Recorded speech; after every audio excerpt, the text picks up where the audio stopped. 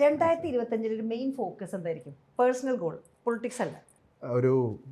ഒരു സ്ഥിരം പറയുന്നതായിരിക്കാം, പക്ഷെ എന്നെ സംബന്ധിച്ച് അതൊരു ഇമ്പോർട്ടൻറ്റ് ഫാക്ടറാണ്. To maintain, to do some exercises, to work out, to go somewhere.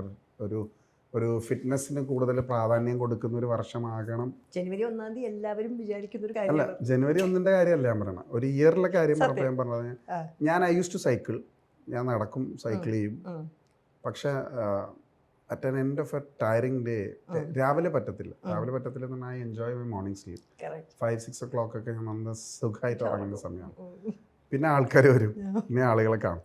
പിന്നെ ആളുകൾ ഇരിക്കുമ്പോൾ എനിക്ക് പോയി നടക്കാനോ അല്ലെങ്കിൽ നടക്കുന്നതിൻ്റെ ഇടയ്ക്ക് കാണാനോ എനിക്ക് താല്പര്യമില്ല. I should give them time, I should give patient listening. അവർക്ക് പറയാനുള്ളത് മുഴുവൻ കേൾക്കണം. അപ്പോൾ അതിന് ഞാൻ സമയം രാവിലെ മാറ്റി വെച്ചിരിക്കും. രാത്രിയാണ് പ്രിഫറബിളി ഞാൻ ചെയ്യുന്നത്. രാത്രി ചെയ്യുന്നത് ഈ പറയുന്ന പോലെ ഉഴപ്പാണ്. അപ്പോൾ ആ ഉഴപ്പൊന്ന് മാറ്റണം എന്നുള്ളതാണ്.